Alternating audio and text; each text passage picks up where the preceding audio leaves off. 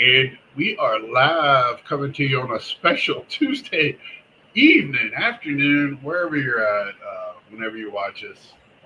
We're going ahead and doing this live without any warning, um, just so I don't have to really do anything. Uh, but how you doing today, Dad? I'm doing fine. Doing fine. I thought, I We had thought, dinner with some friends last night we haven't seen in 4 years. yeah, that's why I got pushed to tonight. Dad gets home. I'm in the middle of a hockey game, getting ready to watch the Cowboys, and which I went to bed at halftime. So I know I'm getting older. When I'm happy about going to bed, I'm 10 o'clock. It's bedtime for me, and I get up at 6, and I'm happy. It's just- Yeah. that's what I want. When you So work, I mean, I'm retired, and I never see the end of one of these games because they come on too late. right. I go to bed at 11:15. I'm already sleeping in the chair, so I got to get up and go to bed. I got to wake up and go to bed. So we're gonna cruise through these award winners. Um, some of them are no brainers. I have a little issue with one, but most times I can give it to anybody, and it's okay. It's a so we'll start with the executive of the year, no brainer.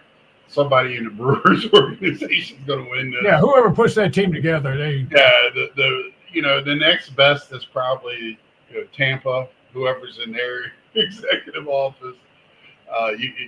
The same teams that have not as much to build seem to do well every year. Relievers of the year was Edwin Diaz and Aroldis Chapman, a couple of guys that an old guy and a guy that's getting old. So it's good for them. Which I'm okay with, but I thought there was other people in the running, and I know injuries probably had some stuff with that. Because that's probably a award that goes to who's the healthiest reliever at the end of the year that can pile up the numbers. Comeback player of the year, which is always kind of was Acuna and Jacob DeGrom. I'm happy for DeGrom, man. He's been through a lot since his last year with the Mets. Um, really happy for him. Outstanding DH.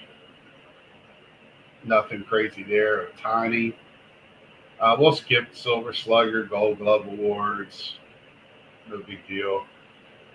Clemente Award, Vets. From what I understand, a great person to give it to. Hank Aaron Award winners. This is Judge and Otani. that was most valuable player. What? How is that voted on? It's writers that vote on it. Not well. This is not the most valuable player. This is the Hank Aaron Award Oh, okay. because I know they both won most valuable player. That's all. yeah, and I'm gonna get to that here in a minute.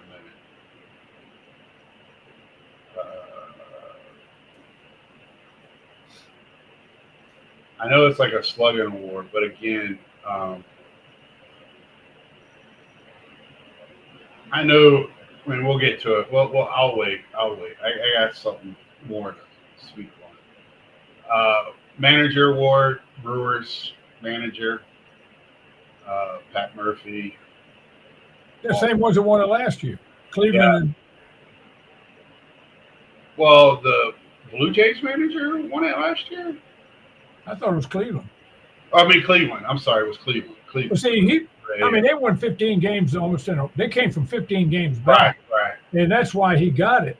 And that's fine. I'm all for that. But for me, that manager of the year is fine. Whoever won it, I'm fine. Right. I'm fine with that. But you can't tell me that just because he's the manager of the Los Angeles Dodgers, that he doesn't consider he shouldn't get any consideration.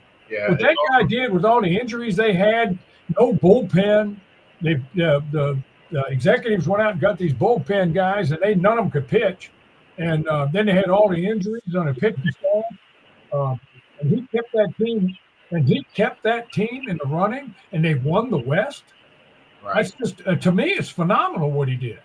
Right. I'm not even talking about how he handled the playoffs and the World Series, which was in some cases was pure genius. But I mean, because he said, throw the analytics out the window, I'm going to coach with my gut. I'm going to manage with my gut, and that's why he moved his starters to the bullpen. Right. Yeah, and you kind of saw that coming at the end of the year. Rookie of the year, no squalms, but it's almost like, so the Braves is their phenomenal catcher, Drake Baldwin. Yeah. Didn't he come up a little later in the year?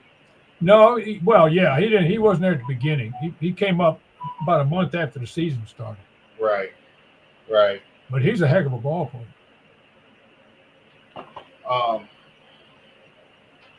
Then the American League is the Big Amish, Nick Kurtz. I believe he played here at Wake Forest, if I'm not mistaken. Yeah, I think he did. He was with the Athletics. Yeah, with the Athletics. Future on these two kids are as high as it can go. I mean, I was let the Athletics find some pitching somewhere. They've got a good young team. Right. And they had a lot of rookies this year come up and actually did some things. So here's my I think this is going to be a rookie class this year that we're going to be talking about 4 or 5 years down the road. They might not be the Tatis or Soto or Cunha, some of these great Ohtani, but I think they're going to be a lot of all-stars, a lot of superstars, a few superstars, a lot of all-stars, and a lot of guys that are going to make a difference in being in the league for a long time. So I think it's a strong class. I was looking at some of the names last night, talking with friends, and it's just, I think, a very deep rookie class. But I love it when a catcher wins. Cy Young, Skeens, which I think Skeens won with a losing record, which is not the first. Well, it's no surprise. Right. Starting pitching is just getting me to the 6th inning. And then Skubal in the American League, which that was kind of went back. I think that was a close race, probably. So there was people that thought. Well, Max Fried won 19 games. Max Fried was going to beat him out. So. But there again, I mean, you can't complain about those two. Well, what happens is the right you make a resume for yourself, and it's hard to have one great year beat somebody else's 2 good years, right? Because they already have a player in mind, and that's going to be what I'm going to talk about here in a minute. So, MVP awards, Ohtani, no question, good goat, the only goat. He's going to go down as the greatest baseball player of all time, and he's going to win that award till he can't. Well, unless he gets injured, he's going to. Yeah, he gets injured or he just starts falling off 20 years from now, whatever. But then he's 30 years old, so he's not a child. I mean, he's 30 years old. Yeah, but that dude doesn't look like he's 30. Doesn't play like he's 30. He has fun. And then it's Aaron Judge. Which I love Aaron Judge. Even if he's a Yankee, I love Aaron Judge. I wish he was on my team. But that being said, I think the Pinstripes won him that award this year.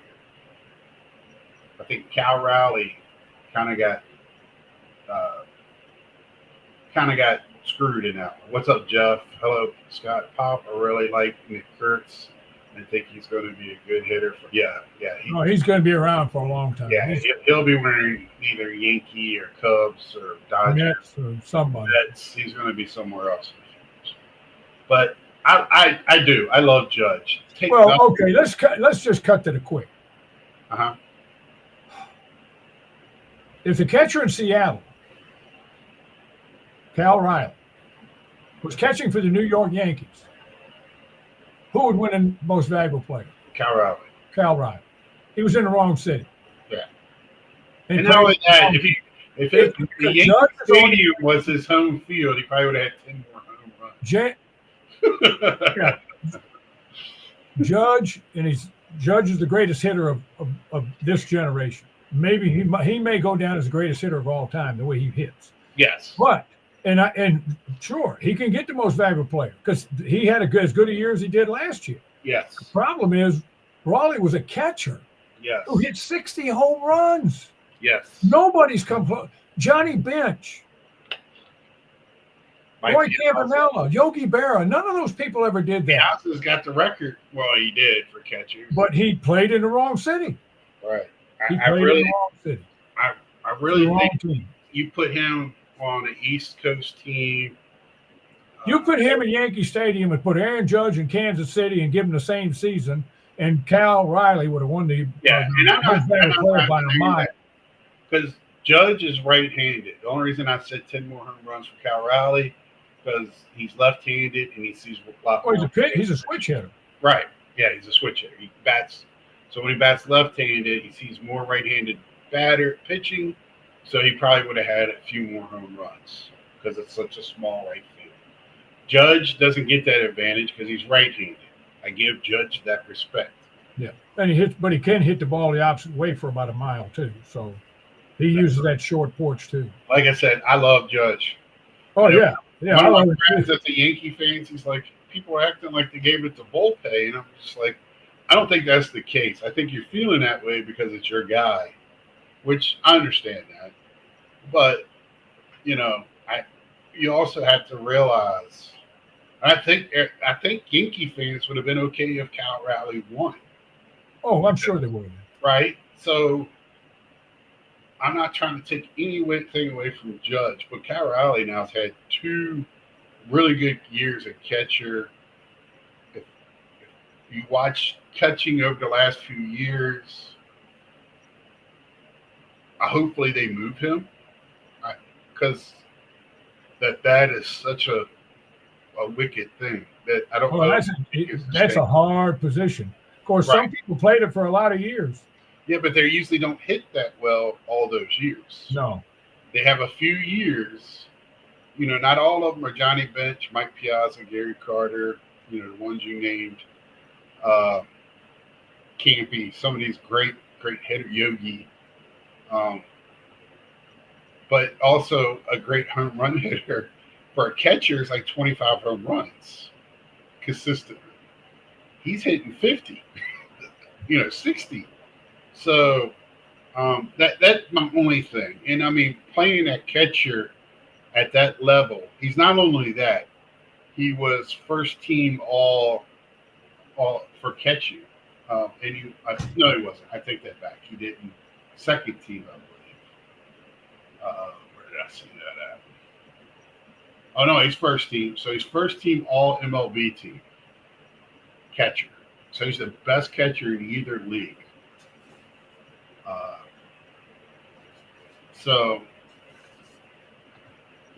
I just to have that position, do what he did behind the plate and in front of the plate. It's just pretty good season. Pretty good during the season. And I'm not taking anything from Judge. Congratulations to both. Oh yeah, I'm not either. The only problem I have is Riley might not have as good a season next year, and this might have been his only shot. Right. But that as it may, I'm sure he'd rather win a World Series ring than most valuable player. Yeah. And I also want to add too, you take away Cal Riley from the Mariners and Judge from the Yankees. I think the Yankees can still make the playoffs. I don't think the Mariners make the playoffs. Oh, they wouldn't. So see, they signed Josh Naylor to a 5-year deal. Yes, they did. Yeah, $92 million. So they kept him because that guy carried him in the playoffs. You talked about how he was that was their first thing they had to do was re-sign him. How much he brought, and I think he really likes playing with them. And a bunch of young guys, J-Rod and those guys. Because I have a free agent. Do you have anything for us today? Yeah, I mean, we didn't do one last week, so there's a ton of stuff. But right, go ahead. Well, I don't know how many people heard of Victor Conti. He was 75 years old. He died from cancer. But Victor Conti was the main person who was handing out the steroids back when that was popular. He was the guy that got all that stuff going, and a lot of the players got their steroids from that guy. Let's see. Walt Weiss was named manager of Atlanta. He was the bench coach for years there, and he was named the manager. Yu Darvish of San Diego underwent elbow surgery. He's having that one of those gizmos put in his elbow, and he's going to miss all of next year. So that San Diego won't have him next year. Let's see. Salvador Perez, the old man for Kansas City, has signed a 2-year extension to stay with the team and then retire as a Kansas City Royal. You talk about a good catcher. That guy is outstanding. Yeah. But nobody watches him, sees him much because he plays for Kansas City. The MLB contract will be up on December 1st of 2026. That's when the contract will be up. And Bruce Bochy signed with San Francisco to be a special assistant to the team. So he got another job. Spring training begins on February 20th for anybody that wants to mark their calendar.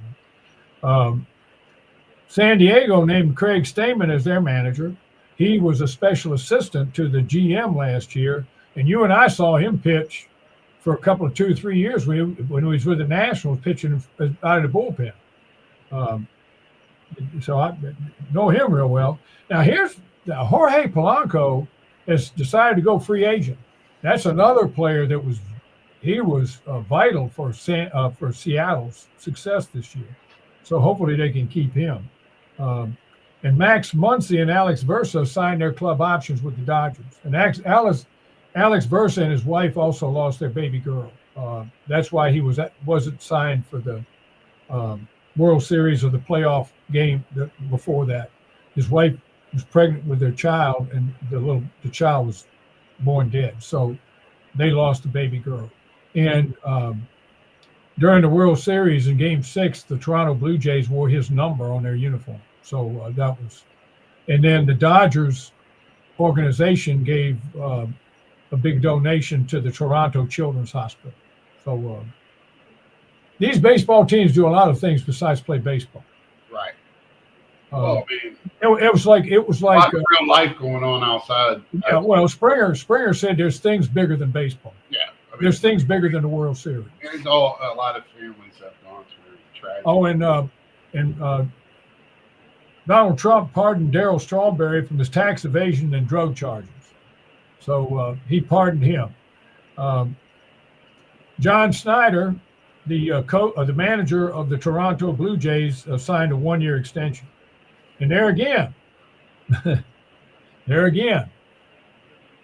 that 1 year, because they might not have a 2027. Yeah. And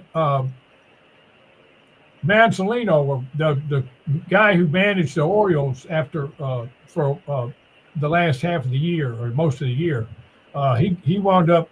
Atlanta signed him, son, to be their first base coach. He was with them in the office for a week, and they put him as the bench coach, right behind Walt Weiss, because that's how much he knows about the game and how good he is.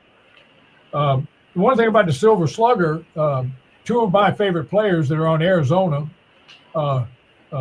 Ketel Marte and Corbin Carroll won Silver Slugger awards in the National League. So I just shout out to those guys. Let's see. Yeah, it's just the Silver Slugger to me is not as important as. Oh no, yeah, it's fun, but yeah. Anyway, let's see. Got all this stuff. Oh yeah, in San Diego, the Mr. Seidler who owned the team, he passed away, so the family is looking into selling the team. And Shohei, when he won the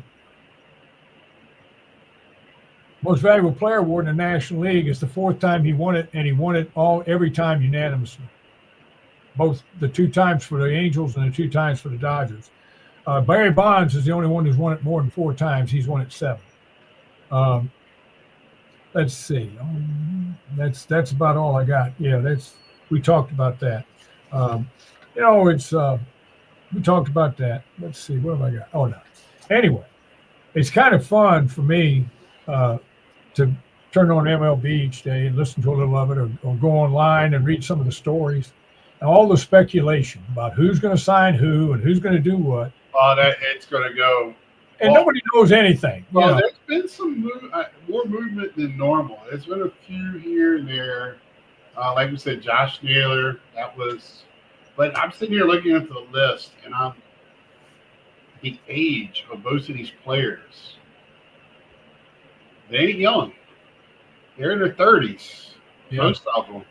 I mean, you do have Bichette, who's 28, Will Castro, who's 29. So P. Alonso, 31. Carlos Santana. And Schwarber's 30. Schwarber's in his 30s. Paul Goldschmidt, 38. Rhys Hoskins, 33. I mean, these are not. And Suarez, the third baseman for Seattle. Suarez, the third baseman for Seattle, is 34. And he can't hit. He hits home runs, and that's it. Gino Suarez, 34. Paul DeJong, 32. Yohan Moncada, 31. Kiki, 34. Luis Arraez, 29. So it is not. But man, there is. There is MPB players. So a bunch of Japanese, a couple of KBO Korean players. So it is.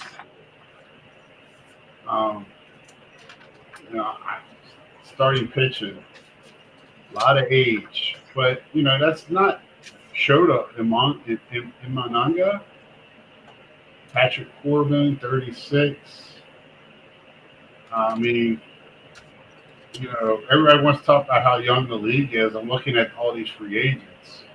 It's telling me that a lot of teams sign their players early that they want to keep through their 20s. Exactly. Give them extensions 4 or 5 years. And, and when they hit 30, that's when they'll let them go.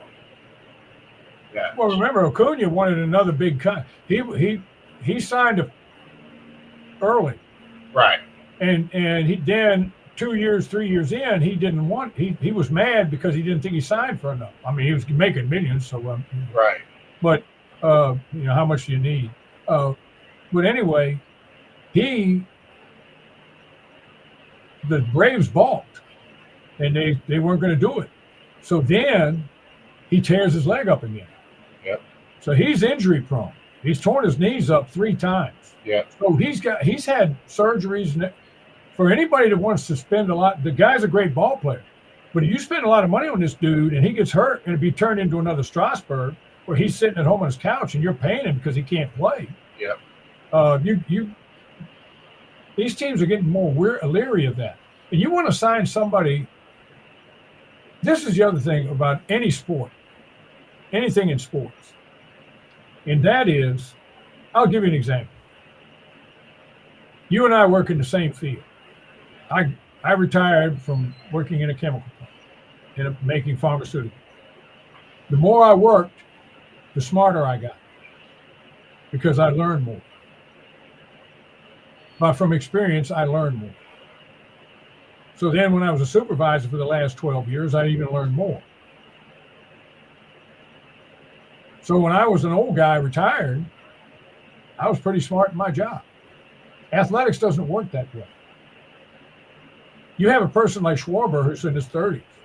You sign him to a 3 or 4 year deal, you get 1 good year out of him, and then he falls off the table.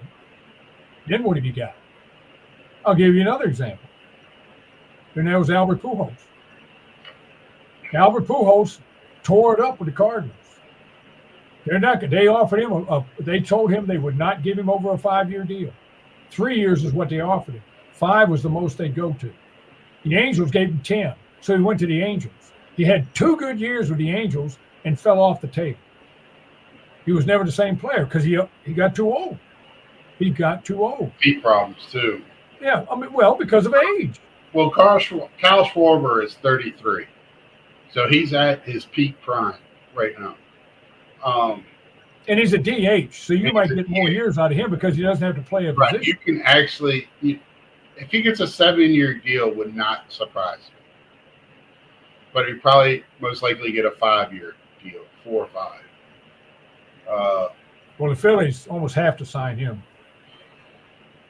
I just, it's kind of like, I keep reading about the Mets signing Pete Alonso. They already got 3 big contracts, and he's 31. What are you going to? He wants 7 or 8 years. He's a big fella. You don't know if he can do it for 7 or 8 years at his size. Well, see, the team that signs him will be a team that can use him both at first base and DH. Right, and Because when he can't play first base anymore, it'll just be a DH. Right, and and the Mets can definitely use him, but well, what are you going to do? Move Ventos over to first? Well, and they also have a minor leaguer. They have several minor leaguers that are either going to get traded or because actually they got 4 contracts, but the rumor is trading Nemo to get rid of money to sign him because that was a dumb signing. Nemo, they overpaid for Nemo. That was new owner falling in love with some of the showing love to the players contract to me because that was a very player friendly contract. I was like, he hasn't done anything to deserve that. As much as I love Nemo, but that's just. And some of the other players, I'm sitting here, and Starling Marte, he's another free agent man. He's 37. The man's built like a brick house. He looks like a free agent. A free safety more than an outfielder. But I don't know how much he's got left in the tank at 37. He was having a lot of issues last year. Lots. Yeah. So, and I'm looking at these, and they've taken all the helpers from these players, the beanies, the things that these players used to take and do to help them through the season. Now, it's just massages, cold baths, and things like that. So it's a long season. So I look at this. It's crazy to me that Mike Yastrzemski's 35. It feels like just yesterday he came into the league. And Cal Tucker's only 29. That's a big one that's out there. Yeah, he's the number 1 free agent. He's number 1 and Bregman's number 2. You think Cal Tucker's number 1? Yeah. Everybody to me, they got Tucker, Bregman, Schwarber, Valdez, and Alonso. Well, Schwarber is the best hitter of the bunch. Right. He's a DH. Tucker is a good hitter, and he's an excellent outfielder with a great arm. So you can't. He's a 3-tool player. Yeah, because I'm just looking at catchers. They're all in their 30s. Who wants a 35-year-old catcher? Somebody needs a backup. James McCann, 36. JT Realmuto's 35. Well, Realmuto he'll go back to the Phillies and stay there and then retire. He might catch a couple more years. How much are they willing to pay a 35-year-old? I know he hit some big spots. Well, if you offer him something and it's the highest bid, you're going to get him. Yeah, that's true. You find out who else is going to offer him something and offer him a little more. And if it's too much, don't sign him. This is what drives me crazy about people. They know how much money they make. And they know how much it costs to run their household. Take care of their kids, buy the groceries, pay the bills, all that stuff, the house payment, the car payment, insurance. They know that. So instead of setting up a budget and staying within the budget, they go out and buy whatever they want to buy and do whatever they want to do. And then they wonder why they're $25,000 in debt. Come on. Use your head. Yeah. Same thing, these ball teams. Yeah, Jeff. I just when I just saw that, I was like, "Holy cow!" That nearly aged me because I remember when he came into the league. I remember when I'm so old. I remember when. Well, I remember when his uncle was playing. I don't think. Yeah, I remember he was a rookie. I can't remember that, but I was sitting here. So that third baseman that's coming, or first baseman that also can play third. That's coming from the Japan League. He's the one they're calling the Japanese Babe Ruth because he hits so 30 years old. Yeah, he's not only 30 years old, son. He's also got a chance to be Joey Gallo. Right. Because he's like Suarez. He'll hit the ball 8 miles. He'll hit 3 home runs in one game, and then he'll strike out 19 times in a row. I mean, you can't. There is a third baseman. Spending money on that dude, they better hope they're getting a good one because if he strikes out a lot. There is a third baseman that's 26. That posted. Because the owner of the Boston Red Sox said he wanted to build a team like Toronto that made contact. He doesn't want a team that strikes out 370 times a year. I think that. I'm sorry. You look at the Royals. You start looking at some of the. You see what how the Diamondbacks made it into the World Series. They didn't win, but neither did this year's Blue Jays. But you've got to be in it to win it. So these teams that make constant contact, you've got to be able to score runs with 2 outs, and hitting a bunch of home runs might win you a lot of games during the regular season, but it ain't going to win the close games, and especially the extra inning games or something. You've got to be able to put the ball in play. Yeah. Well, I mean, the home runs won the World Series for the Dodgers, but that's why I said I've been talking about that all year. But there's teams, a lot of these teams are going to try to go to what Toronto's doing and get some of their hitters to shorten up their swings when they've got 2 strikes so they can make some contact instead of still swinging for the fences. Now, there are some people, the analytics say keep swinging. So, okay. Analytics will get you fired. That's what will happen if you're a manager. But keep going with the analytics. Right. Well, you got anything else for us today, Doug? No, I don't even have a yogiism today. I said, no, I saw. Oh, this was the last moment. I've had some stuff going on. And yeah, both of us have had things going on, and crazy last couple of weeks. Of course, the holiday season. So you're moving into the holiday season, and that gets a little hectic. So right, and I got to kind of play it by ear, loosey goosey on what we do here from here on out. But we should be back Monday next week, Monday night. Yeah, we'll do it. We'll try to do it again Monday night at 7:00 unless something else happens. Right. And that'll be Thanksgiving week. Go Who's. We control our destiny. Love that. So until next time, like, share, tell a friend. Give us questions down below. And thank you, Ziggy. And we will see ya.